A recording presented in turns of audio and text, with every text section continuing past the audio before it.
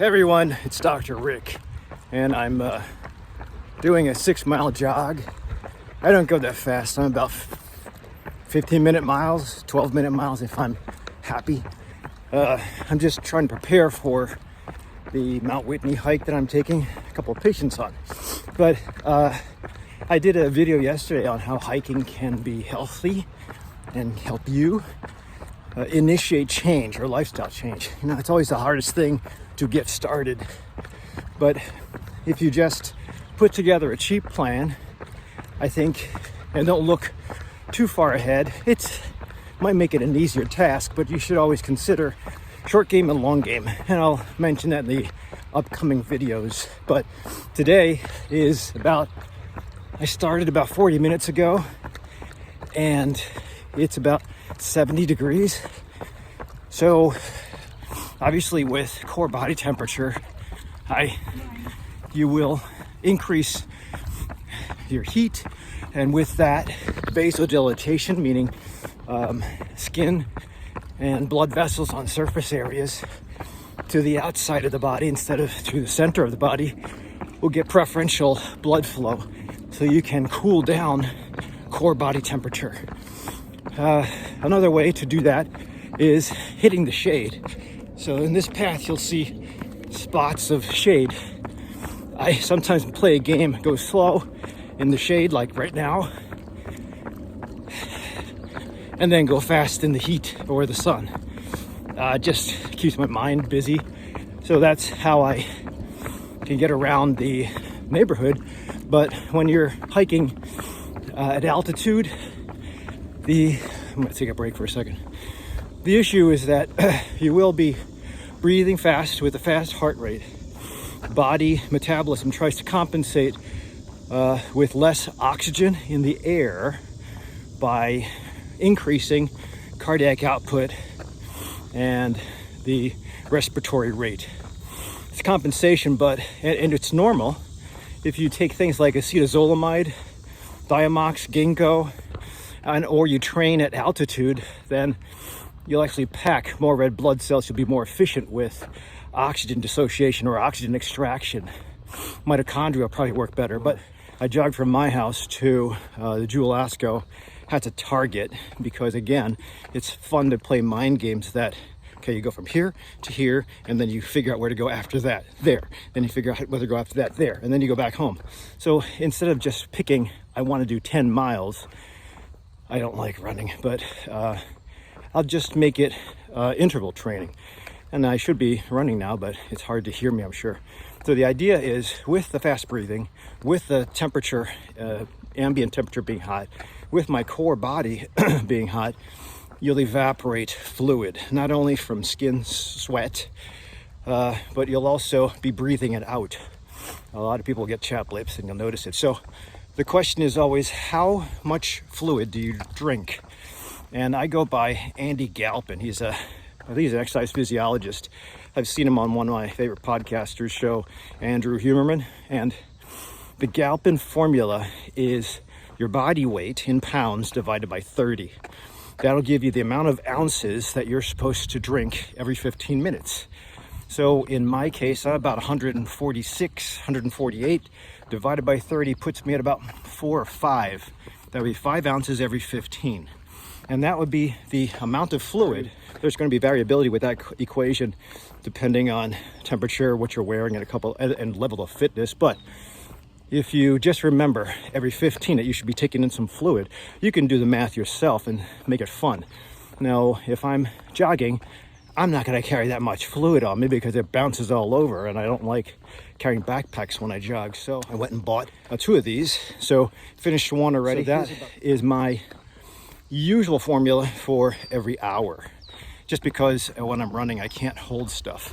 If I had the option, I had a bladder behind me with fluid and a sucky straw, I'd probably be trying to get that fluid every 15 on a regular basis. But I think you have to be mechanical about it. It again breaks down the time that you're either on trail or running into sections.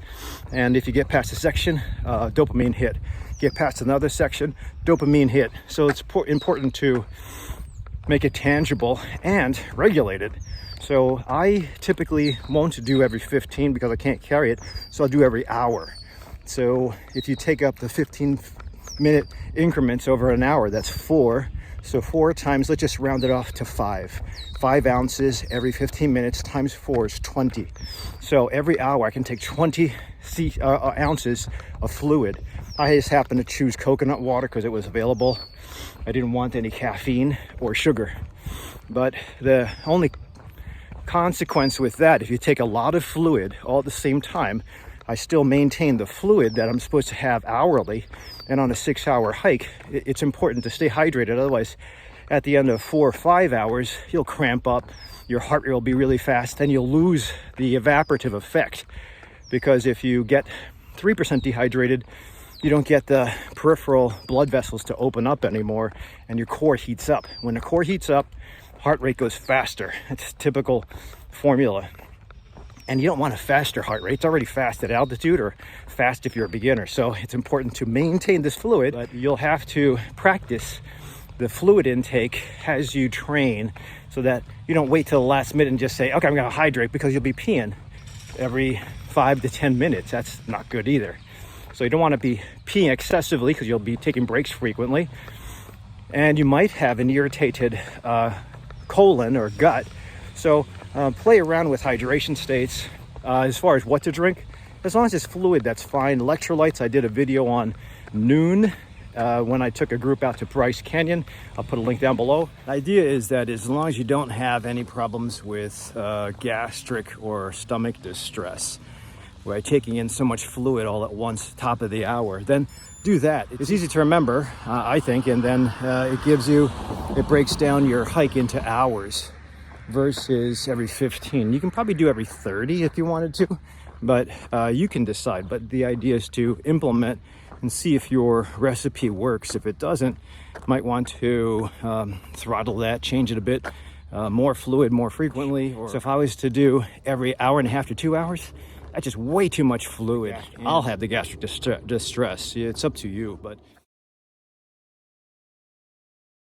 so the other thing that I use this for is if it's cold enough, refrigerator temperature. I've done a video on this. You can cool down your palms one at a time without freezing your palms.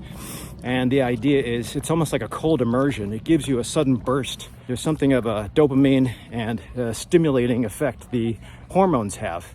So in a lot of cases, the professional sports have used, you can't put professional football players or soccer players in a cold immersion on the sideline, so they just use palm cooling. There are blood vessels in the palms, soles, and the forehead that act as areas where you can just diffuse a lot of heat from. So the theory is that if you cool down your palms, your forehead, and your soles, you can get more energy and a little bit of a hormonal shift to push you harder.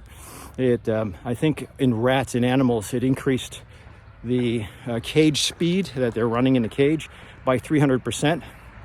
And it has shown as being beneficial in human studies with regards to perceived exertion. So there's something to be said, but bottom line with this video is try to stay hydrated. Use the Galpin formula, that's body weight in pounds divided by 30, and you do that, the result will be the number of ounces every 15. If you want to go every 15, go for it. If you want to go or what the demands are over an hour, that's fine too. Just multiply it by 4. And then as far as fluid, try not to take any sugar. I don't think that's good. Make sure you flavor this. If you don't like flavor, that's fine. And then play around with it. The other thing would be if you can get this cold, not freezing cold like a freezer, but cold, if you keep it on your palms for about 5 to 10 minutes, which is the usual amount of time I carry this and switch over to the other hand, it theoretically midway through your hikes or every hour will give you a burst of energy. So I'll put the links down below for my other videos on this. Otherwise, stay healthy. Consider joining me in one of my hikes, or at least during the training part.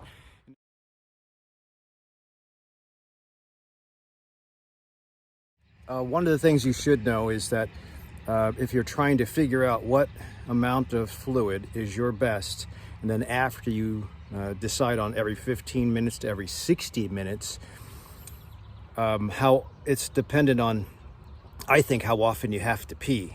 So if you're on trail, national park, just move away from the trail because the human pee is salty and sometimes that brings animals to the area. Do not pee or poop near a water source, at least 15 to 20 feet from it. Go far away and take your wag bags out. But here, it's easy when you have these porta potties as far as judging how you respond to fluid intake. God forbid if you're one of my IBS patients, irritable bowel syndrome, and then you start pushing down every hour, it can trigger that, so watch out. But that's why it's beautiful to test out your recipe or modulate, throttle, how much fluid you take, what kind of fluid you encounter, and how often you should take it. Then the ramifications of getting the body used to that. It's weird. Most of us jog without fluid and without food, but sometimes when you're full, it's a different sensation. And the last thing you want to do is tackle a bucket list place with everybody else, and you have to go poop somewhere. Everybody's got to wait for you, or your hiking buddy's got to wait or listen to you.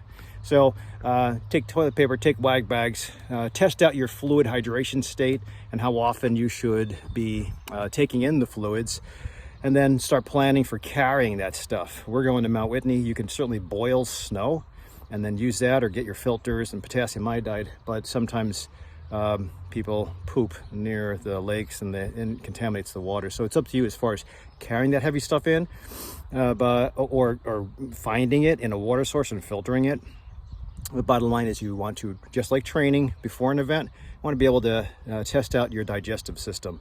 As far as eating on trail, I'll probably do that in another video, but so good to have these. If you don't, then you have to go poop or pee in the woods. There's woods over there, but just try to pick a trail near you, test it out, know where the bathrooms are, and then start recording and hydrating and remembering what serves you best. Thanks for watching.